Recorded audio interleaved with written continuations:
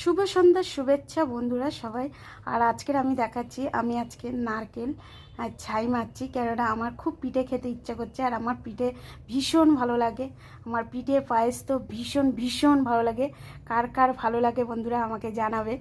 আর আমি বৃহস্পতিবারে তাড়াতাড়ি করে কাজটা সেরে নিয়ে ওদের রান্নাটা করে নিলাম, নিয়ে এবার আমি বসে বসে, বাড়িতে কেউ তো নেই, এবার আমি কি করলাম, নারকেলগুলো কুড়ে নিয়েছি। দেখুন আমি নারকেলগুলো ভেঙে ভালো করে সুন্দর করে নারকেলগুলো কুড়ে নিয়েছি, নিয়ে এবারে আমি কি করব, ছাই মেরে নেবো, যেহেতু এটা গুড় দিয়ে বানাবো।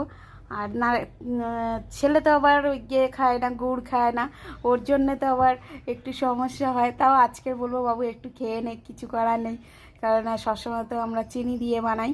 আর দেখবে চিনি দিয়ে ওটাও ভালো হয়, আর গুড় দিয়েও ভালো হয়। আর আমি এই নারকেলটায় ভালো করে ভেজে নিচ্ছি, দেখুন সুন্দর করে গুড়টাকে ভালো করে জাল দিয়ে নিচ্ছি।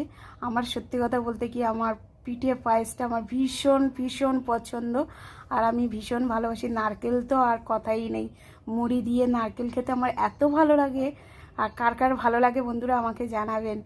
এই দেখুন আমি কি সুন্দর করে, দেখো আমি কড়া থেকে ভালো করে আমি নারকেলের ছাইটাকে তৈরি করে নিচ্ছি। আর এইভাবে নাড়াচাড়া কিন্তু করতে হবে সারাক্ষণ, কেননা তলা লেগে যেতে পারে। আর খেয়াল রাখবেন যাতে পুড়ে না যায়, পোড়ার একটা গন্ধ হলে নারকেলের চাইটা ভালো লাগবে না।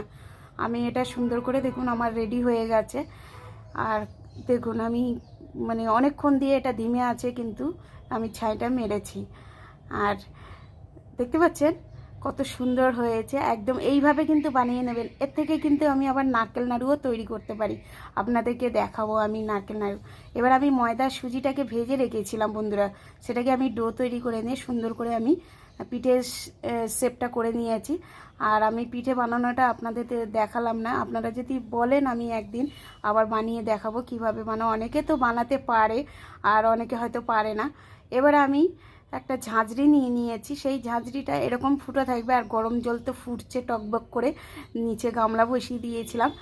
দিয়ে এবার পিঠেগুলো আমি সব একদম মানে সাজিয়ে দেবো। এটা কিন্তু সেদ্ধ করে দুধ দিয়েও ফুটাবো, এটা পুলি পিঠে। আর দুধ দিয়ে খুব সুন্দর করে, এটা খেতেও ভালো লাগে, এটা সেদ্ধও খেতে ভালো লাগে। আমি এক এক করে সব সাজিয়ে নিলাম, এবার ঢেকে দিয়ে দেবো।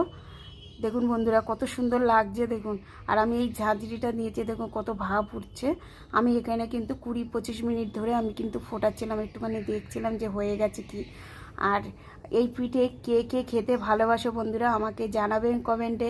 আর সত্যি কথা বলতে কি, কার কার ভালো লাগে পিঠে খেতে সেটাও জানাবেন, জানাতে ভুলবেন না বন্ধুরা। আর সত্যি কথা বলতে কি, পিঠে পায়েস আর সিমুইয়ের পায়েস করেছি, নারকেল নাড়ু করেছি, আজকের আমি মন ভরে পিঠে বানিয়েছি। আমার এই ভিডিওটা কেমন লাগলো বন্ধুরা, মিনি ব্লগটা, ভালো থাকবেন সুস্থ থাকবেন, অসংখ্য ধন্যবাদ এতক্ষণ সময় দেওয়ার